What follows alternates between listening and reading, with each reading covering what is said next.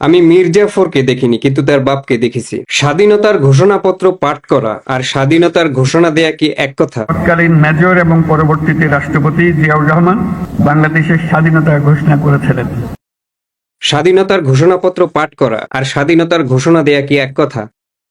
আচ্ছা, জেনারেল জিয়া ঠিক কি কারণে স্বাধীনতার ঘোষণা দিবেন? তিনি কি রাজনীতিবিদ ছিলেন? তিনি পূর্ব বাংলার সেনাবাহিনীর সবচেয়ে সিনিয়র কর্মকর্তা ছিলেন। বাংলাদেশ তো স্বাধীন হয়েছে রাজনৈতিক অবস্থার উপর ভিত্তি করে। জেনারেল জিয়া তো তখন কোনো রাজনৈতিক ব্যক্তিত্ব ছিলেন না। ১৯৭১ সালের ১৭ এপ্রিল গঠিত হয় মুজিবনগর সরকার। ওসমানীকে করা হয় মুক্তিবাহিনী ও সেনাবাহিনীর প্রধান। যে মেজরের কথায় দেশটা স্বাধীন হতে যাচ্ছে তাকে তাজউদ্দিন সেনাবাহিনীর প্রধান করলো না, এটা খুবই আফসোসের কথা। প্রধানমন্ত্রীও তো হওয়ার কথা জেনারেল জিয়ার, অথবা কে হবে পরবর্তী সেনা প্রধান, এই ক্ষমতা তো মেজর জিয়ার হাতেই থাকার কথা, কারণ তিনি স্বাধীনতার ডাক দিয়েছিলেন। গ্রেফতারের আগে বঙ্গবন্ধু ওয়্যারলেসের মাধ্যমে স্বাধীনতার ঘোষণা চট্টগ্রামে পৌঁছে দেন।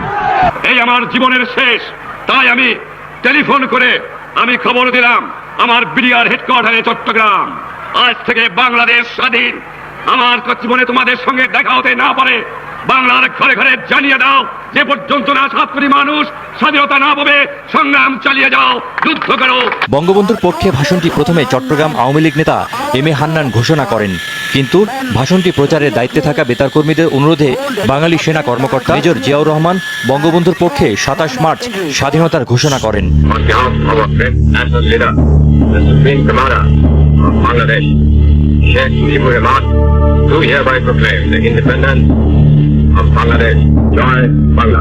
বঙ্গবন্ধুর স্বাধীনতার ঘোষণার খবরটি ফলাও করে প্রচার করা হয় বিদেশি গণমাধ্যমে। কেন বঙ্গবন্ধু এই কথা বলার পরেও মেজর জিয়া কোনোদিন বলেনি আমিই ছিলাম স্বাধীনতার ঘোষক? বঙ্গবন্ধুর ভয়েও যদি না বলে থাকে, তবে জিয়া তো ক্ষমতা গ্রহণ করার পরেও একথা বলতে পারত বা প্রতিবাদ করতে পারত।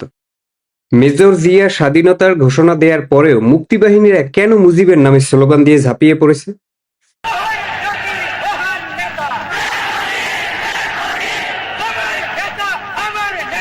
স্বাধীনতার যুদ্ধে মেজর জিয়ার অবদান ছিল না সে কথা বলছি না, আমি বোঝাতে চেয়েছি শিষ্যকে নেতার জায়গায় মানায় না। হুমায়ুন আজাদ একটা কথা বলেছিলেন, রাজাকার চিরকালই রাজাকার, কিন্তু একজন মুক্তিযোদ্ধা চিরকাল মুক্তিযোদ্ধা নাও থাকতে পারে। ঘোষণা দিয়ে ঘোষক হওয়া যায়, বঙ্গবন্ধু নয়। এক হিসেবে সব মুক্তিযোদ্ধারাই স্বাধীনতার ঘোষক। ৭ই মার্চের এই স্লোগানগুলো অনেকের কান পর্যন্ত পৌঁছায় না, কারণ কিছু কানে দেলু রাজাকার মুতে দিয়েছে।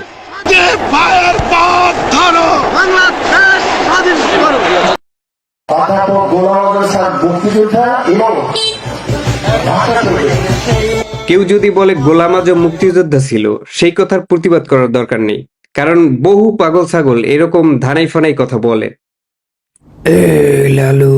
হুজুর, আপনাকে বলি নাই, ৭০-এর নির্বাচনে আওয়ামী লীগ এককভাবে নির্বাচিত হয়েছে। কয়েক মাস চলে যাওয়ার পরেও মিলিটারি জান্তা তখন ক্ষমতা ছাড়ে নাই, উল্টো আওয়ামী লীগের সভাপতি বঙ্গবন্ধুকে গ্রেপ্তার করেছে। এগুলো স্পষ্ট ইতিহাস, এখানে কোনো ধানাই ফানাই চোরাগুপ্ত জামাত শিবিরের রাজনীতি নাই।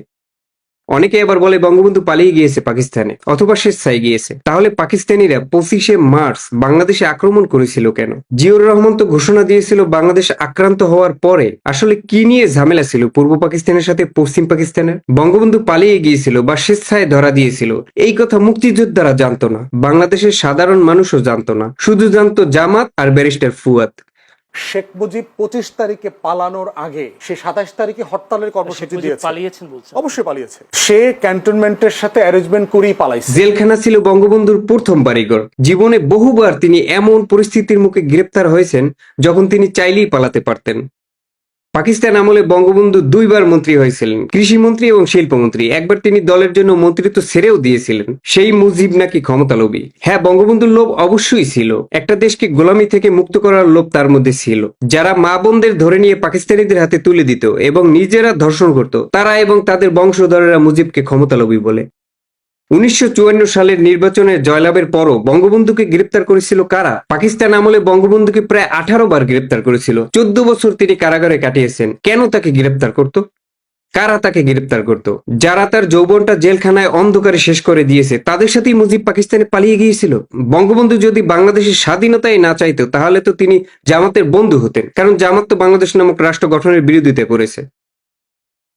পাকিস্তানের ইতিহাসে কোনো নির্বাচিত সরকার কখনো পূর্ণ মেয়াদ শেষ করতে পারেনি।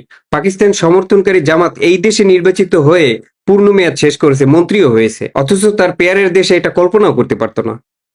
গতকালকে এক বেকুবের কথা শুনে নিজেকে আর কন্ট্রোল করতে পারলাম না, আপনারাও শুনুন। 71 সালের 25শে মার্চ হানাদার বাহিনীর নৃশংস আক্রমণের পরপরই 27শে মার্চ চট্টগ্রামের কালুরঘাট বেতার কেন্দ্র থেকে তৎকালীন মেজর এবং পরবর্তীতে রাষ্ট্রপতি জিয়াউর রহমান বাংলাদেশের স্বাধীনতা ঘোষণা করেছিলেন। এরই ধারাবাহিকতায় 21শে নভেম্বর সেনাবাহিনীর সাথে নৌ ও বিমান বাহিনী সম্মিলিতভাবে পাকিস্তানি বাহিনীর বিরুদ্ধে লড়াই শুরু করে। এরই ধারাবাহিকতায় মানে কি ভাই? স্বাধীনতার ঘোষণা দেওয়ার ধারাবাহিকতায়? আমি ঠিক বুঝিনি লোকটা কি বলতে চেয়েছে। 27শে মার্চের ঘোষণার ধারাবাহিকতায় 21শে নভেম্বর নাকি সেনাবাহিনী যুদ্ধ শুরু করেছে।